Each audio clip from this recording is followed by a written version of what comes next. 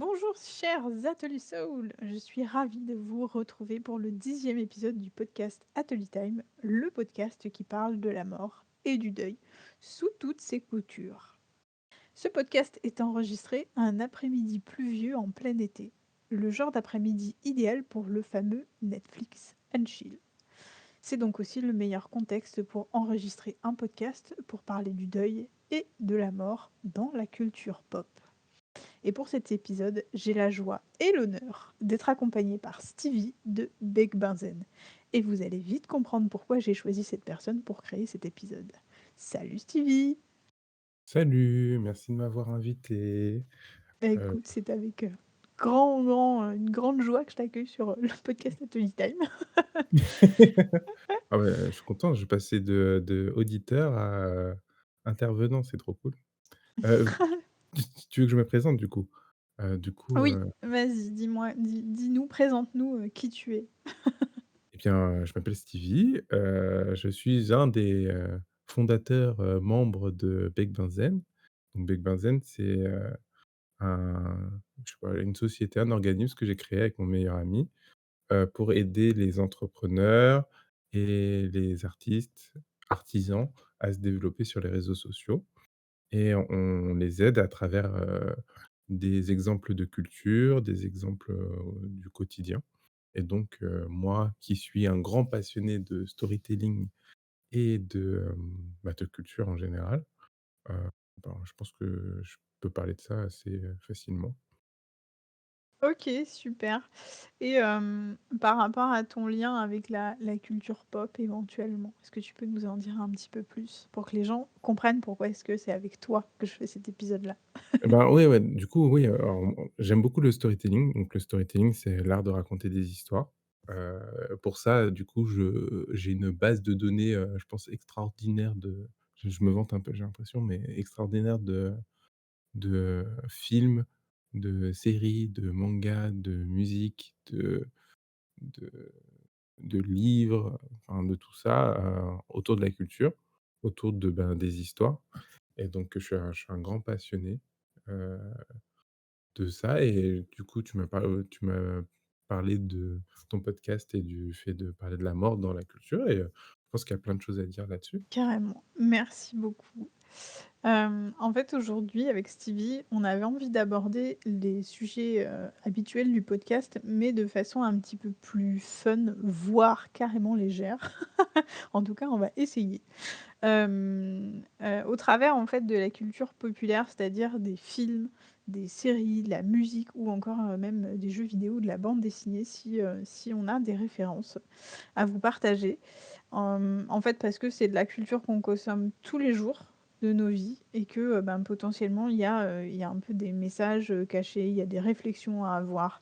Il y a en tout cas, on va essayer d'analyser un petit peu, les choses auxquelles on a pensé en créant cet épisode. Est-ce que tu as un sujet, Stevie, que tu as envie d'aborder là, tout de suite en premier là? Bah, ouais, bah, en fait, je voulais parler du rapport de la mort, dans le cinéma ou les séries. J'ai pensé à ça là, dernièrement parce que je regardais, une série que certains doivent connaître ou pas, qui s'appelle 24 heures chrono. Donc c'est une série d'action avec, un personnage qui, se bat contre, des menaces contre l'Amérique en gros et donc il est amené à tuer plein de gens et je me suis dit que, c'est une des rares séries où en fait, et c'est en fait, on sent la difficulté qu'il a enfin, les morts sont impliquantes, tu vois? Genre, les morts sont importantes, même s'il tue des gens, il en tue pas beaucoup, mais tu vois que chaque, décès, chaque mort, chaque, événement est un événement et je trouve que c'est, aux antipodes de ce qu'on peut voir maintenant généralement, au cinéma où, le héros peut tuer, des milliers de personnes, je pense à John Wick, par exemple et où, c'est pas une célébration, mais on est en attente de ça, on est en attente de la mort la plus impressionnante et on perd justement la valeur de ce que c'est la mort, en fait. Parce que, on connaît pas forcément, les ennemis, c'est des personnes un peu sans visage et qu'on réalise pas que, ben, c'est quelqu'un qui disparaît, quoi. Exactement et je trouve que c'est même un sujet, enfin, c'est une forme d'approche de la mort qui est hyper présente globalement. On peut même le retrouver, ben, on en parlait tout à l'heure dans les Marvel ou dans un épisode des Marvel, il y a la moitié de la population, il me semble que c'est ça, la moitié de la population qui part en fumée. Donc tout le monde pense qu'ils sont juste ailleurs dans un ailleurs un peu hypothétique et en plus, il y a une dimension non définitive dans cette mort-là qui est un peu étrange parce qu'en plus, du coup, ils arrivent à faire revenir tous ces gens. Donc c'est assez fou et en fait, moi, je trouve que ça pose un petit peu la question est-ce que ça entretient un peu le tabou autour de la mort et de cette séparation un peu définitive qu'on peut avoir avec les gens, en fait? Mais je trouve que tu as pointé un truc qui est hyper intéressant parce que donc, Avengers, c'était Infinity War et Endgame.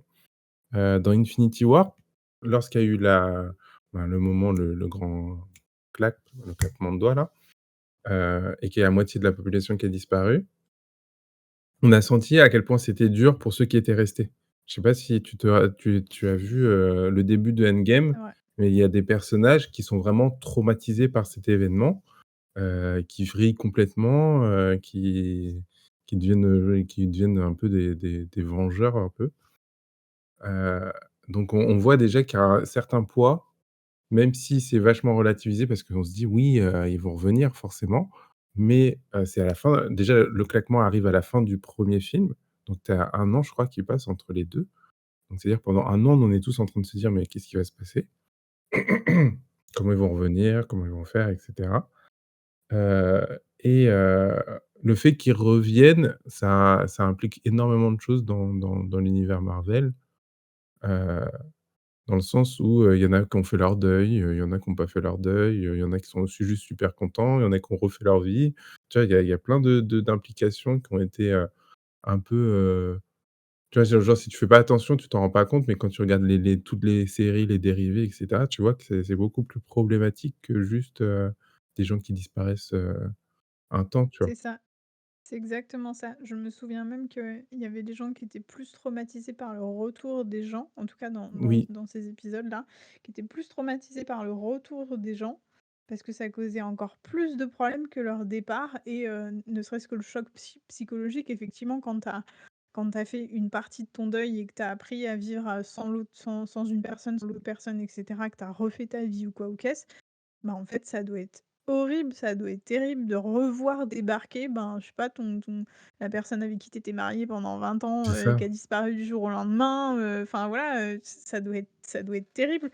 Ou même je pensais aussi à des personnes qui, alors ça aussi c'est pareil, je pense que ça fera vraiment un sujet de podcast à part entière, c'est, les gens qui étaient soulagés du départ de d'autres personnes Ah parce ouais, que c'était des j'avoue. personnes qui étaient maltraitantes, qui étaient enfin, tu Mmh. vois, qui était nocif, qui était toxique, tu le délire? Ouais, c'est vrai, Tu j'ai même étais pas pensé à tranquille ça, pendant tu as 1 an. raison, tu as raison.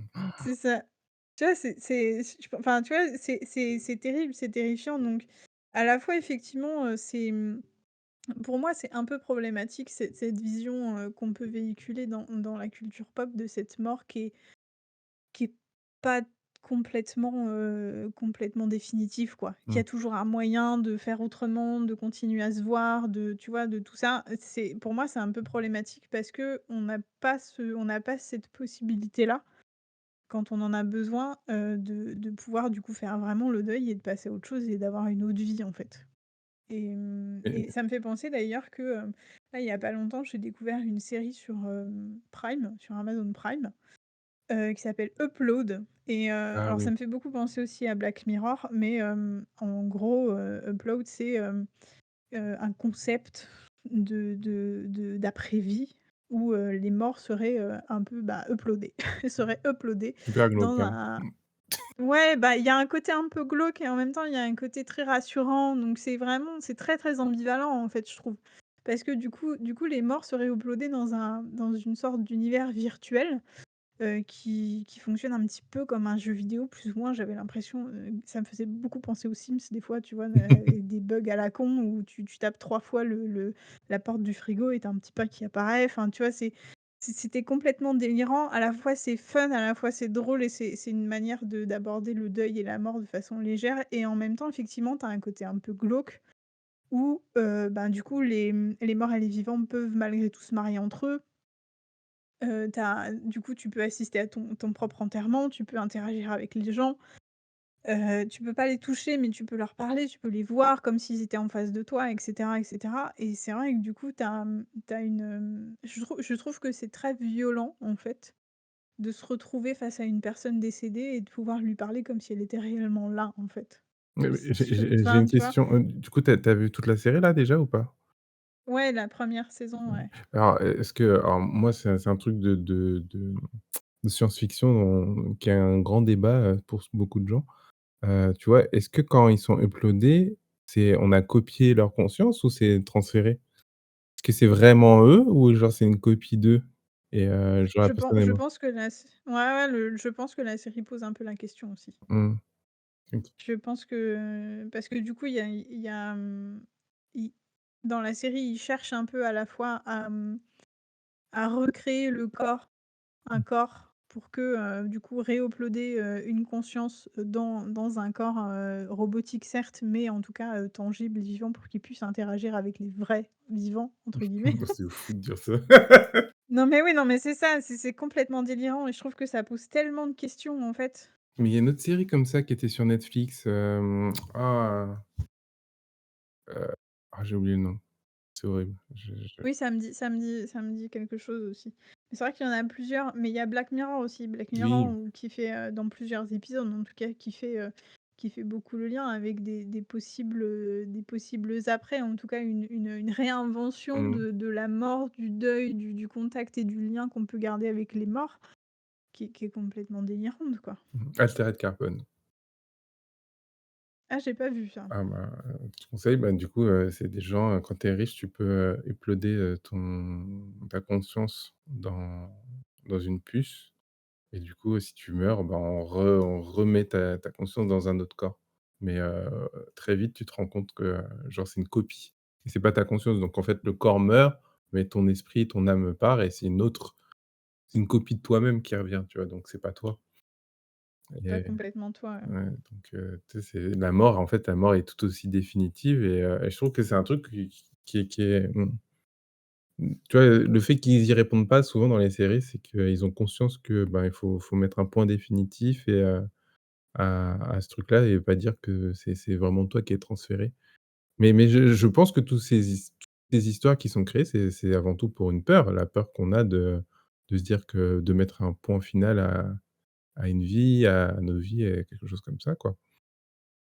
C'est ça, exactement. C'est un peu sur ça que je voulais rebondir aussi. Je pense que cette manie de rendre la mort, un peu drôle, un peu ridicule et puis, pas définitive, c'est, quelque part, je sais pas, j'ai pas envie de dire que c'est contrer sa peur de la mort parce que j'ai l'impression que du coup, au contraire, ça rend le truc encore plus tabou. Tu vois ce que je veux dire? Mmh. Dans le sens où, du coup, on te montre une image qui est complètement faussée, un peu comme l'image de Barbie par rapport au vrai corps des femmes, en fait, presque. C'est non, mais tu vois, c'est Mmh. un peu étrange de faire le lien de faire ce lien-là, mais c'est vraiment on te montre une image de la mort comme, c'est pas grave, quoi. C'est pas grave, c'est en plus, c'est même pas définitif, tu peux continuer à parler avec les gens après, machin, tu peux continuer à les voir ou c'est juste un moment drôle, un peu fun et un peu original à passer, machin et cetera. Alors qu'en fait, enfin, c'est pas du ça éloigne tellement de la réalité. Mais est-ce que c'est pas ça le sujet? Parce que souvent les gens qui, regardent de l'art ou le cinéma ou les séries, ils sont là pour du divertissement et pas forcément pour la réflexion et je sais que c'est un truc, que j'ai souvent dans mon groupe d'amis qui me dit: «Oui, moi, je regarde, le cinéma ou l'art pour me débrancher le cerveau et donc j'ai pas envie qu'on me ramène avec des problèmes terre à terre ou des réalités qui me dérangent». Donc me dire que, par exemple, bah, la mort et me montrer tout le poids de la mort et me montrer ma finitude, c'est quelque chose que j'ai pas envie de voir parce que ça va casser mon divertissement. Bah, ouais, mais à ce moment-là, du coup, tu pas obligé de te confronter à des œuvres qui en parlent et qui abordent le sujet, tu vois? Ouais, mais tu peux le détourner. Enfin, le détourner, c'est que, heu, c'est rassurant, non? Tu vois? et même, Ben, quand c'est l'art, c'est aussi une réplique de la vie, donc mmh, avec un point de vue différent peut-être, enfin, le point de vue de, ben, d'un auteur, d'un réalisateur, et donc mais tu es obligé de si tu parles de la vie, tu es obligé de parler de la mort finalement. Je pense que c'est pour ça qu'ils sont obligés d'en parler, mais qu'ils essaient de l'atténuer d'une autre façon pour, faire passer la pilule. oui, je pense que tu as raison, et puis en soi, quand tu regardes un film, le film il a une fin, c'est une forme de mort, tu vois? Si on va dans ce sens-là, bien sûr, tout a une Ah fin, ouais? tout Ah enfin, tu tu vois vois, la ça? mort, elle fait partie de la vie. Bah, bien sûr! Tu sais, il y a des fois où tu pas envie que le film, il se finisse et ben, tu pas le choix, en fait. C'est l'heure, c'est maintenant et c'est pas toi qui décides, en fait. Tu contrôles pas ce truc-là.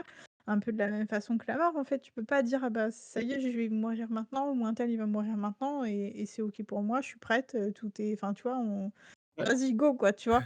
C'est pas possible. Eh non, Il y a des fois, c'est t'as pas vrai, envie. c'est vrai. Non, mais c'est vrai que ce que tu dis, j'ai pas trop ça pour les films, mais c'est vrai que, tu vois, pour les séries, les livres, j'ai C'est vachement ce vrai. truc-là où, quand tu vois que tu arrives vers la fin, là, tu commences à avoir un petit, «Aïe, aïe, aïe, ah là là, ça c'est bientôt fini, je veux plus suivre mes personnages préférés». Tu as envie de savoir ce qu'ils Voilà, deviennent, tu vois? Et puis même en même temps, tu as pas envie c'est de exactement savoir ça. parce que tu vois, tu sais, c'est ils vécurent heureux, ils eurent beaucoup d'enfants, tu veux pas savoir, C'est exactement ça, c'est exactement non, ça non, tu as et raison. combien de personnes ont été, un peu angoissées de commencer le dernier tome d'Harry Potter en Ouais. sachant que, ben, c'était la fin et qu'après, ben, on n'en parlerait plus et que enfin, tu vois? Il y a une forme de deuil dans l'art parce que tout a une fin, parce et c'est pour ça que, je parle de plus en plus et que je précise à chaque fois que je parle de deuil qu'il peut s'agir de devoir faire le deuil d'une période de sa vie, d'un lieu où on a vécu, où on est parti en vacances, d'une personne bien évidemment, mais aussi d'un animal de compagnie ou d'un objet qu'on a perdu ou qu'on a cassé ou qui est pas réparable et cetera et cetera. Tu en fait, tu fais des deuils tout le temps, tout le temps, tout le temps. Mais du coup, je trouve que, cette façon-là de qu'on peut enfin, dont on parlait là tout à l'heure, d'enjoliver un peu la mort et de rendre ça fun, ouais, il y a un petit côté où ça dédramatise, où c'est, bon voilà, c'est pas des fois, c'est pas si terrible, quoi, tu vois? C'est tu peux rire de la mort, tu peux rire parce que quelqu'un est mort d'une façon un peu étrange ou tu peux rire même à un enterrement. En vrai, si c'est dans le respect de chacun, c'est OK. Si ça laisse personne, c'est OK. Mais je trouve que, ce truc-là de la mort dédramatisée, elle est trop, en fait et elle est banalisée et au même titre que la violence, en fait, dans les films ou dans les séries, elle est ultra banalisée et on voit tout. On est habitué à tout voir les détails d'une césarienne sans anesthésie, Non. tu vois, d'une exécution, enfin, tu vois ce que je veux dire? C'est on est habitué à voir le gore, à voir la mort, mais en fait, on entretient cette fascination et en même temps cette peur et en même temps c'est une banalisation et mais du coup ça fait pas complètement travailler sur notre peur. Enfin, tu vois? On est un peu schizophrène, en fait, par rapport à ce sujet-là, alors que, ben, ça fait partie de notre vie, quoi. Ah mais c'est marrant ce que tu dis parce que, alors je vois 2 choses.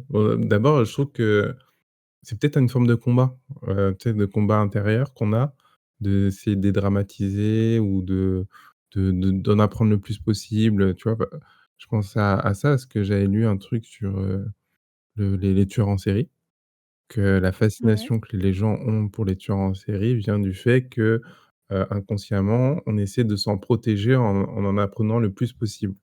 Et que du coup, si on essaie de voir ça plus loin, heu, le fait qu'on ait la violence et qu'on accepte la violence dans les films, c'est, un truc pour se cacher en se disant: «Beh, je connais exactement comment ça va se passer, comme ça je m'en protège et je ne serai pas choqué si ça arrive», tu vois? Heu, donc je pense qu'il y a un truc comme ça ou une forme de combat, tu vois? Genre, on dédramatise ou on rend ça beaucoup plus, direct et franc pour ne pas se confronter à cette réalité et combattre ce truc, qui nous fait si peur et ouais, c'est une forme de combat. Je sais pas si tu Oui, je pense qu'il y a un peu de ça. Moi, j'avoue que sur les on extrapole un petit peu, mmh, mais c'est pas grave.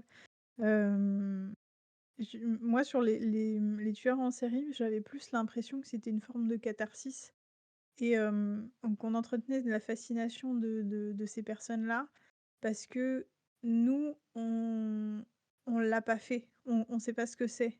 Tu vois? De donner la mort, Mmh. tu vois? On s'y autorise pas et en même temps, ben, c'est la peut-être que ça fait partie un petit peu de la partie sauvage de l'humain, tu vois?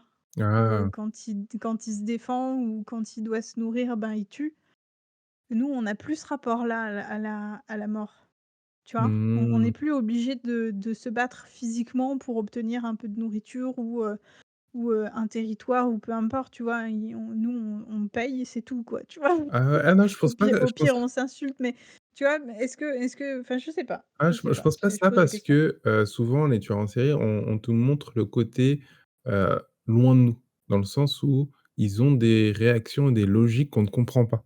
Tu vois? Genre qu'on ne comprend pas, on essaie de te les expliquer, mais même si on te les explique, tu es en mode: «Mais tellement loin par rapport à moi, comment je fonctionne, que, je peux pas m'imaginer faire ça». Mais juste, tu dis: «Mais est-ce que je pourrais repérer quelqu'un comme ça?» Parce que, souvent le prémisse d'un tueur en série, c'est que la première fois que tu le vois, tu te dis: «Il a l'air normal» et en fait, petit à petit, tu rentres dans ce qu'il fait dans son quotidien, tu vois des petits indices, tu te dis: «Putain, mais comment ils ont pas vu les indices?» Et ces indices-là, moi, est-ce que je les verrais si ça arrive dans mon quotidien? Et donc, tu as une forme de OK, de protection de est-ce que si demain, je vois ces indices-là, est-ce que je pourrais me dire: «OK, c'est peut-être dangereux, le mec est bizarre», tu vois? Genre Dahmer, il y a eu beaucoup de gens qui ont dit: «Mais, comment qui étaient être hyper horrible» et je trouve que c'est une certaine distance avec la mort là-dessus aussi, pour revenir sur le sujet. Mmh. Mais, les gens avaient souvent la tendance à dire: «Oui, mais, comment ils ont pu se mettre dans des situations pareilles?» Ça, c'est clair que moi, j'aurais jamais suivi un mec, comme ça, tout seul, dans la nuit, le soir, je serais jamais rencontré avec un mec, tout seul la nuit. Enfin, tu vois, il y a plein de trucs où les gens ont pris de la distance pour se protéger. Pour se dire: «Oui, OK, ouais». Je vois ce que tu veux dire. Tu as un peu l'impression, du coup, d'avoir des outils, des clés Mmh. pour éviter ce genre de situation. Ah, mais du coup, est-ce que, en fait, que ce soit, un tueur en série ou juste ton rapport à la mort, est-ce que vraiment tu as l'impression d'être préparé à la mort de tes proches? En ayant vu tout Pas ce que du tu as tout. vu, en ayant enfin, tu vois? C'est un trompe-l'œil, hein. C'est un trompe-l'œil, c'est Bah, ouais, bien voilà, sûr. c'est ça, c'est ça. Je pense pas que même moi, tu vois, genre là, maintenant, je pense pas que je suis prêt à ce qu'un de mes proches meure, malgré que j'ai vu, 1 000 000 de films où des proches meurent, tu vois? Genre je pense pas que de toute façon, on minimise toujours la réalité. On minimise toujours, ce qu'on va vivre ou ressentir, tant qu'on l'a pas vécu, je crois. C'est vrai et en même temps, est-ce que là aussi c'est pas une forme de, pour transcender en fait ce qu'on peut vivre, transcender la réalité et est-ce que c'est pas une forme de soin? C'est-à-dire? Ben, tu vois, par exemple, ce podcast-là, Mmh, le podcast Atelier Time, l'objectif c'est justement qu'on mette le sujet de la mort sur la table mmh, pour qu'on en parle sans détour, sans tabou, qu'on amène en fait plein de sujets dont on peut avoir besoin, vraiment, en lumière en fait, pour les mettre en lumière et l'objectif en fait, c'est, un peu ce qu'on disait tout à l'heure, c'est, pas forcément de se préparer, mais au moins d'essayer de se réparer, d'essayer de mieux vivre les deuils qu'on traverse, parce qu'on aura un espace safe en fait où on a le droit d'en parler, où on a le droit de pleurer, on a le droit de raconter tout ce qu'on veut et de dire qu'on est soulagé parce que, notre mère elle est décédée, qu'on est content, d'avoir récupéré tel ou tel truc ou au contraire, enfin tu vois? Puis tout d'exprimer les regrets et cetera. Juste en fait un espace de dépose ouais, où tu exprimes ce que tu ressens et potentiellement du coup le fait de l'exprimer après c'est comme si tu tirais un peu le fil d'une pelote. Ça va t'amener à te poser des questions, ça va t'amener à des idées, tu auras envie d'écrire un livre, tu auras envie d'écrire un film pour, parler de cette sensation-là ou pour la transcender ou pour la rendre plus belle ou tu vois, pour mettre de la lumière dedans et cetera et cetera. Tu vois ce que je veux dire? mmh. Est-ce que du coup tous ces films, toutes ces séries qui parlent de la mort ou en tout cas qui l'évoquent, que ce soit de façon, brute ou de façon claire ou de façon poétique ou quoi ou qu'est-ce, est-ce que du coup c'est pas une façon pour tout un chacun de faire ce travail-là, en fait? Bah, je pense que oui, il y a des films qui sont comme ça, tu vois? Je pense à Coco.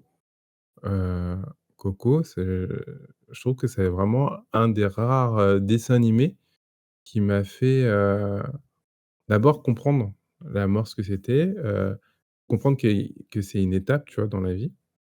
Tu vois, genre, mon rapport à la mort a vachement, je vais pas dire changé, parce que j'ai un rapport à la mort où moi je vois ça comme une étape, tu vois? Genre, je vois pas ça comme une finalité, et donc je me dis, quand je l'ai vu Coco, j'ai ressenti ce truc d'étape tu vois, il y a c'est un moment à passer, les gens vont de part ou pas, tu vois? Enfin, ça dépend des croyances. Mais tu vois, genre, ça m'a fait réfléchir énormément parce que c'était quelque chose où même ils enrobaient ça de belles choses, ils disaient des vrais termes, tu vois? On savait que c'était un moment où ils allaient plus se voir, on savait qu'ils allaient célébrer. Je veux pas spoil, c'est pour ça que j'essaie d'être un peu vague. Mais tu vois, genre, tu voyais toute la célébration, mais tu voyais que, ben, c'était la fin de quelque chose, qu'il y avait quelque chose d'autre qui commençait dans la vie des personnages et qu'il fallait avancer, quoi. Et je trouve ça hyper Tout à beau. fait. Et c'est un des rares films où je me suis dit vraiment: «Waouh!» Tu vois? Ils ont vraiment, fait ce travail, quoi. Mmh. Et c'est un peu de ça aussi dont je voulais, parler un peu avant, avant qu'on commence le podcast. C'est, en fait, pour moi, il y a vraiment une différence entre les œuvres comme Coco qui, cherchent, à créer un univers et à rassurer parce qu'on la mort, elle est plus si inconnue que ça, Mmh. à travers des croyances et des histoires comme celle de Coco. Ou en fait qui enfin si ça fait partie des croyances mexicaines, mais il y en a plein d'autres qui Mouais. sont plus ou moins rassurantes et qui correspondent plus ou moins. Tous ces autres films du coup où, on a une vision de la mort qui est, Banalisé, ouais. mouais, qui est banalisée, qui est soit violente, qui est ridicule, qui est et en fait on n'en fait pas foi, quoi. On Mmh. n'en fait pas foi, on c'est pas un acte c'est un acte banal en fait, c'est juste, ah ben, lui c'est un violent, l'objectif c'est de le tuer même dans les jeux vidéo, hein. Dans les jeux vidéo, bah, on parlait de Baldur's Gate avant de Mmh. lancer l'enregistrement, bah, le enfin, il y a des fois où tu rencontres un pauvre gars, il va te dire 3 mots de travers et ton objectif du coup d'un coup c'est de le tuer. C'est en fait c'est ça, c'est une espèce de d'antinomie en mode, Ouais, une mais espèce je de trouve truc que un peu justement étrange. Baldur's Gate, il y a ce truc où tu parles aux gens et donc c'est pas des inconnus. Tu vois? Tout le monde a un nom, quand tu tues quelqu'un, ça peut mettre fin à toute une ligne du jeu. Tu vois? Par exemple, si tu tues, un mec random dans une ville, que tu reviens, je sais pas, 3 jours après dans la même ville et que tu essaies de faire une quête, et ben, le mec, tu l'as tué, et ben, tu peux plus faire ta quête.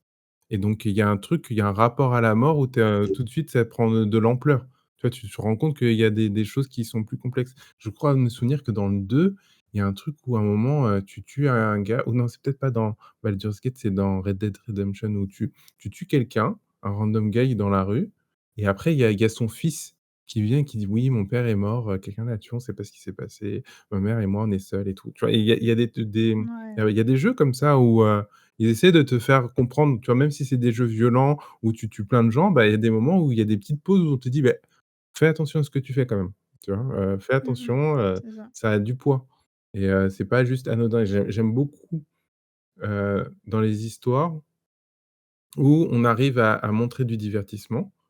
Donc il y a des choses qui sont banalisées et cetera. Mais à côté de ça, il y a des petits points d'ancrage où on te dit: «Bah, OK, mais réfléchis quand même à tes actions. Tout ce que tu as fait avant, c'est fou, en fait».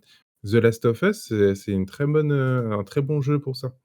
The Last of Us, tout le long, on essaie de te faire comprendre, toute la puissance du deuil, de la mort, Mmh. de, la vengeance, de, enfin, tu vois, de tout le monde fait des choix et cetera, quoi. D'avoir conscience des choix que tu fais, de les porter, c'est vraiment super, comme jeu d'ailleurs. The Last of Us 1 et 2. Exactement. C'est vrai qu'il y a pas mal de jeux vidéo qui font un peu réfléchir, même, pas forcément, au premier abord. Parce que c'est vrai que Last of Us, c'est quand même c'est pas un jeu, auquel tu joues pour, soigner ton deuil, C'est à l'origine. je pense que ça fait plus Mais c'est réfléchir vrai que soigner ton je sais pas si ça fait soigner, mais je peut-être que ça fait peut-être un peu soigner, je m'en rends pas compte. Tu es en train de me faire réfléchir en même temps, hein. non, non, mais c'est très bien et Mmh. attends, c'est l'objectif. Moi, j'avais envie de parler, je vais essayer d'être le plus clair possible parce que c'est un petit détail, enfin, c'est un détail. Il y a, un aspect d'une histoire, d'un roman que j'ai lu, qui m'a beaucoup touchée, qui m'a beaucoup fait réfléchir par rapport à cette question du deuil dans la pop culture et plus globalement même, ça se rapproche un peu de la spiritualité. Il y a quelques mois, j'ai regardé la série, sur Netflix Anne avec un E, Ah oui, oui. série Mmh. que j'ai série que j'ai adorée, enfin voilà, je suis très, je suis très fan des petites séries comme ça, un peu historiques, Mais attends, poétiques, mais tu as pas eu la fin en romantiques, machin. plus? Parce que c'est pas terminé? Enfin, c'est Anne avec un E? ouais, il y a pas de fin? Non, il y a pas de fin, mais parce que, en fait, ça sentait gros comme une maison, la série, qui a bien marché au début, mais pas suffisamment pour faire une saison 2. Moi, Mmh. j'ai un peu senti la fin de la Mmh. saison, comme ça. Donc Et tu étais voilà, OK mais avec ça? Du coup, tu as fait le deuil de la série pour revenir à ce que tu disais tout et à ben, non, pas du tout. l'heure. Pas du tout, pas du tout parce que du coup, je suis allée, télécharger les audiolivres de Lucy Montgomery qui du coup, retrace enfin qui est la vraie histoire d'Anne Mmh mh. et c'est là où je me suis rendu compte à quel point ils avaient, squeezé, mais vraiment, des pans entiers de l'histoire. Enfin voilà, il y a en particulier l'histoire d'amour de Anne qui vraiment se passe beaucoup, beaucoup, beaucoup trop vite. Il y a peut-être 10 ans qui manquent d'histoire dans la série. D'accord. Donc c'est un peu, voilà, c'est un peu excessif et en fait, du coup, dans un des tomes de Lucy Montgomery, alors je saurais plus vous dire lequel, je crois que c'est, Au domaine des peupliers, Anne au domaine des peupliers, où en fait, Anne est, elle est directrice d'un collège ou d'une petite école en tout cas et en fait, dans le village où elle vit, il y a une enfant qui est dans une situation de maltraitance, en fait, une maltraitance psychologique. Donc la gamine, elle vit bien, elle mange bien, elle est bien habillée et tout machin, sauf que elle vit avec 2 femmes qui, ne sont pas ses mamans. Il y a une grand-mère et puis, une femme, random, je crois, plus ou moins. Et en fait, cette petite fille, elle est très malheureuse, comme on s'en doute. Sa maman est décédée, en lui donnant naissance et le décès de sa mère a fait fuir son père. Donc elle est vraiment toute seule et en fait, elle va rencontrer Anne, qui du coup Anne est un personnage, on très très dans l'imagination, très dans les émotions, très dans le voilà, c'est pour moi, c'est c'est une belle femme. Ah ouais, ah ouais, C'est le genre ah de putain, c'est marrant ce que tu dis. Vas-y, vas-y. ah ouais, pour moi, mais moi, c'est un peu, c'est mes héroïnes préférées, donc je suis pas hyper objective sur le Moi, je la sur le supporte pas. personnage d'Anne. Je la supporte pas. Mais Je te jure, je la mais bref. supporte pas. Vas-y, Eh vas-y. bah, écoute, dans le bouquin, elle est un peu moins extravagante, Ah OK. et puis en plus on la voit évoluer et elle prend de la maturité. Ah, c'est bien. Donc c'est très, très intéressant de voir cette évolution-là. Et en fait, Anne, du coup, elle a elle a conscience, en fait, de la situation de la gamine et en fait, la gamine, elle croit à quelque chose que je trouve très beau et à la fois très triste. C'est que l'enfant, son objectif à elle, dans la vie, c'est d'atteindre demain. Et en fait, l'enfant, explique que demain, c'est un pays imaginaire qui ressemble à Oh. une île où, ben, les personnes qui lui font du mal à elle n'ont pas le droit de venir et puis qu'elle est persuadée qu'un jour elle trouvera demain, elle atteindra demain et demain c'est un lieu où, ben, son papa s'occupera d'elle, tu vois? Enfin, tu vois? Où il y a plein de fleurs, il y a plein Mmh. d'arbres, il y a plein de ruisseaux, enfin vraiment c'est un peu le lieu idéal et la vie idéale qu'elle s'imagine. Et à la fois, je comprenais dans le sens où, c'est un peu une forme de survie Oui, que de bien croire à sûr. ce genre de choses dans cette situation-là, parce que du coup, ça te froid ça te met c'est un peu la lumière au bout du Mmh, tunnel, tu ouais, c'est vois? clair. En un jour ça se finira, un jour je pourrais faire autrement, un jour je pourrais porter des belles robes et avoir des bottines et tu vois, manger de la crème glacée quand je voudrais et lire les livres que je veux et danser et chanter et rire et jouer et machin et cetera. Et parce que c'est des choses qu'elle ne peut pas faire et qu'on lui autorise pas et en même temps, la façon dont c'est amené, la façon dont elles en parlent entre elles, la façon dont c'est joué, ça fait très, demain c'est la mort, en fait. Tu vois ce que je veux dire? Ah C'est ouais, tellement idyllique, c'est tellement ouais, c'est le paradisiaque. paradis genre. Mmh mh. Mmh. Ouais, c'est ça, qu'à la fois elle est tout le temps dans cette ambivalence. À la fois, c'est le rêve, à la fois, c'est le pays de rêve et c'est, la vie dont elle rêve et qu'elle aura un jour parce que c'est son objectif de vie, machin et cetera et à la fois, il y a des fois où c'est tellement, on ne sait pas, en fait. On ne sait pas si elle va réussir, on ne sait pas si elle va l'atteindre, tu sais? C'est un peu c'est en fait, c'est l'horizon, c'est le demain, c'est à la fois, c'est très Ouais, c'est proche, ça a l'air inatteignable. palpable et tout ça et en même temps, bah, ça s'échappe tout le temps, tu vois? Et je trouvais que c'était hyper beau comme façon de voir le truc, de tu vois, enfin voilà, voilà, j'avais envie d'en parler, aujourd'hui dans ce podcast parce que je trouve que ça fait vraiment lien avec, avec le sujet Et ben, et puis voilà.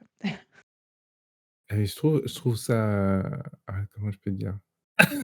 Faut que je pèse mes mots, moi. Vas-y. Hem, bon, alors déjà, j'aime pas trop moi Anne justement pour ce côté, elle est trop dans l'imaginaire et pour moi, elle est trop dans l'imaginaire et l'émotion et tu vois, genre, par exemple, cette petite fille, heu, pour moi, elle a de l'espoir et je trouve que c'est beau d'avoir de l'espoir, d'avoir l'espoir de demain et cetera. Mais tu vois, quand c'est un espoir qui est presque inatteignable à mes yeux, je trouve que ça devient malsain parce que, tu vois, ça va être, elle va jamais voir l'instant présent et essayer d'avancer sur ce qu'elle a et tu vois, genre, j'ai l'impression que, tu vois, l'espoir d'arriver à un truc, idyllique ne lui permettra pas d'apprécier ce qu'elle fait au quotidien et Anne, dans la série, je trouve que son côté imaginaire et insouciant qu'elle a, moi, j'ai vu que la série, j'ai pas lu les livres, mais fait que, elle se rend jamais compte de ce qui se passe dans le présent et je trouve qu'elle est toujours à côté de la plaque avec les gens qui sont autour d'elle. Tu vois, elle est tellement, dans son imaginaire que je trouve qu'à chaque fois, les gens qui sont autour d'elle, elle les squeeze un peu et ça en devient presque, égoïste. Alors c'est l'impression que j'en ai eue quand j'ai tu vois, genre je peux Comprends, comprendre que tu sois pas je comme ça. comprends carrément. Non, non, mais je comprends carrément ce que tu es en train de dire parce que là, du coup, tu es restée attachée à la vision de Anne dans la série. Ouais, Et ouais. vraiment, dans le livre, Anne au domaine des peupliers, ça doit être l'avant-dernier, je crois, ou le dernier. Non, c'est l'avant-dernier parce qu'après elle se marie quand même. Mais, oh punaise, je spoil! Grave! Tu as balancé ça comme ça, genre? C'est pas grave, c'est pas Bref, grave. non, mais bah, de toute façon, on sent tous, hein, une petite histoire comme ça se finit par un mariage, hein. Mais vous Non, savez ça pas nous avec est qui. pas, ça se trouve, elle aurait pu Vous finir, savez pas avec qui. heureuse toute seule, je suis pas d'accord. Non, mais du coup, vraiment, Anne au domaine des peupliers, c'est une Anne qui a fini ses études, qui a eu, plusieurs amoureux, Mmh. OK. tu vois? Qui a vécu en colocation, qui a appris à se débrouiller, à gagner de l'argent par elle-même pour finir ses études et cetera et cetera. Donc c'est une Anne qui a grandi. C'est une Anne qui est beaucoup dans la compassion et dans vraiment le soutien à l'autre, elle est très, très maternante, mais maternante dans une très grande bienveillance, en fait. Je OK. trouve que ce personnage-là est vraiment très, très intéressant et très inspirant, en tout cas et en fait, elle voit, le cet imaginaire du demain de la petite fille comme étant une sorte de mood board pour sa vie future OK. et c'est comme ça qu'elle va l'accompagner. Elles vont même, toutes les 2, elles vont même, créer une carte de demain, D'accord. tu vois? Où du coup, il y a certaines villes, certains villages avec la maison de untel, tu vois? Le marchand de glace de machin, enfin, tu vois ce que je veux dire? Et elles vont effectivement créer cette espèce de mood board pour la suite et Anne va accompagner, ce personnage-là vers demain. OK. En fait, dans ce roman-là et donc elle va faire plein de choses pour essayer de recontacter le père pour que lui vienne pour la récupérer, machin et cetera. Hem, mais mais il y a vraiment une espèce de quête OK, ouais, ouais. de meilleur, tu vois, Oui, de c'est mieux et ça reste pas cetera et en au même domaine temps, de c'est l'imaginaire et du rêve, c'est vraiment ils font des choses concrètes, oui, pour toucher voilà, du c'est ça, doigt le demain. c'est OK, ça, ouais, ça va alors. c'est ça, Parce que tu vois, c'est ça. quand on voit que enfin voilà, je tu Ah mais si, sens vas-y, vas-y, non, mais tu sens exprime-toi sur le la série. détracteur, tu sens le détracteur. Non, mais en la série, je l'ai même pas fini pour te dire tellement ça m'a agacé. C'était ce truc où, elle était souvent, près des gens et elle les embarquait dans son rêve. Eux, ils étaient complètement autre part, tu vois? Et donc je trouvais ça trop égoïste de sa part parce que tu vois, elle faisait pas attention à leur souffrance, à leur mal-être, mais elle, elle était dans son délire, tu vois? Et donc au bout d'un moment, elle était en mode: «Bah, vous comprenez pas ce que je vis? Bah, je comprends pas. Pourquoi vous comprenez?» Toujours en mode: Je comprends, je vois ce que tu heu» veux dire. Mais tu vois, pour moi, vraiment, je pense que, mais j'ai envie de lire les j'ai livres beaucoup maintenant. aimé. J'ai envie de lire les livres, Eh bah, c'est ouais, je intéressant. comprends. Je comprends parce que vraiment on a une Anne qui est complètement différente et qui, du coup, a des réflexions et des prises de conscience qui sont hyper intéressantes et qui sont beaucoup plus travaillées, même quand elle est enfant où, du coup, on a toute sa période, où elle est à l'orphelinat, Mmh. où tu vois, du coup, on a vraiment toute sa vie dans Oui, le détail. mais par contre, ce que tu dis qui est juste, c'est que je trouve que, c'était un moyen de survie. Tu vois, elle était comme ça parce que c'était un moyen de survie quand elle était jeune, tu vois? Genre, elle a vécu des trucs qui sont durs pour elle et donc se cacher dans son imaginaire, tu vois, c'était un moyen de tenir son quotidien et donc je réalise ça aussi, hein, mais c'est vrai que c'était pas facile. Genre, je me disais trop pour son entourage, ça doit être compliqué. C'est ça et en même temps, moi, je trouve que c'est ouais, c'est vraiment ça, c'est sa manière à elle de survivre parce qu'elle, elle a eu besoin de l'imaginaire, de transformer, en fait, finalement, par l'art, Mmh mh. tu vois? Par le fait de créer des histoires, le fait de créer, des romans et cetera. Un petit peu, ben, transcender son passé, tu vois, de le mettre en lumière, d'imaginer autre chose, Ouais. et en fait, je pense que ça fait du bien et en fait, je fais le lien là, maintenant en parlant, c'est un peu ce que je fais et ce que je voudrais faire avec Atelier. C'est, transformer un peu la douleur, transformer les difficultés pour les mettre en lumière et du coup, offrir aux gens, en fin de compte, une œuvre, une création, mais une œuvre, qui du coup permette de, transformer un peu le rapport à la mort, mais aussi le rapport aux souvenirs. Quand c'est des souvenirs qui sont un peu difficiles et ben, tu vois, on peut les transformer comme ça, en fait, par l'histoire, par l'imagination, par tout ça, en fait. Mmh. Ouais, non, mais je vois totalement. Mais de toute façon, je pense que l'art, en général, c'est un moyen qu'on a de propager, tu sais, nos visions. Tu vois, moi, je sais que, par exemple, Bec Benzen existe avant tout parce que je veux donner la parole à ceux pour moi, qui j'ai l'impression qu'ils peuvent pas la donner, tu vois? Ou qu'ils ont du mal à la donner ou à la propager et c'est un truc où, c'est une obsession, tu vois? Genre de me dire, je vais leur donner des moyens de s'exprimer et donc toi, tu vois, c'est ta façon et je pense que chacun a sa façon à travers, son art et ses capacités, ses compétences de s'exprimer et d'exprimer, ce qu'il veut, quoi. Exactement. Très beau. C'est très beau et ça ferait, une excellente conclusion de ce podcast, je trouve. C'est vrai qu'on a parlé Oui. de plein de choses, très chouettes. On a un peu exploré, en fait. Donc c'est plutôt chouette. Moi, j'ai beaucoup aimé, ce moment-là avec toi, Stevie. Je sais pas toi ce que tu en as pensé? Ah si, si, c'était très bien. Merci encore, pour l'invitation, je reviens quand tu veux. Ça y est, ça y est, je m'incruste. Ah bah, écoute, avec grand plaisir. Si à un moment donné, tu as envie, tu as des sujets qui te pop ou même si tu as envie de raconter un peu toi ton expérience ou des anecdotes que tu as pu vivre ou entendre et ben, c'est avec grand plaisir. Voilà, je vous partage. Il faut que je prenne l'habitude d'ailleurs de partager les prochains sujets des podcasts pour que les gens aussi puissent interagir Ouais, ouais, c'est vrai. un peu plus avec moi. Ce serait pas mal. Mais voilà, avec grand, grand plaisir. Bah, écoutez, hem chers auditeurs, chers Ateliers Soul, merci beaucoup de nous avoir écoutés. N'oubliez pas que vous pouvez du coup me rejoindre sur les réseaux sociaux pour poursuivre un petit peu l'aventure Atelier et Atelier Time pour être au courant des prochains épisodes aussi. Vous pouvez vous abonner et noter ce podcast. Je vous invite aussi vivement à aller suivre le compte de Stevie, sur Instagram, sur YouTube, sur Facebook aussi si je me trompe pas? Oui, Non, plus sur Facebook, si sur YouTube, Facebook? Insta, mais surtout sur Insta en vrai, Bec Benzen sur Instagram, c'est là que vous pourrez nous retrouver plus souvent et on a un podcast aussi qui s'appelle Le Lundi de la Dérive, qui, parle de l'actualité, de la communication, sous toutes ses formes en mélangeant avec la culture. Donc voilà. Exactement. Même, pour être auditrice de ce podcast, allez-y les yeux fermés, c'est très, très agréable. Merci. En tout cas, merci beaucoup. On se retrouve du coup dans 15 jours pour le prochain épisode et puis en attendant, n'arrêtez jamais de prendre soin de vous. Des bisous. Bisous.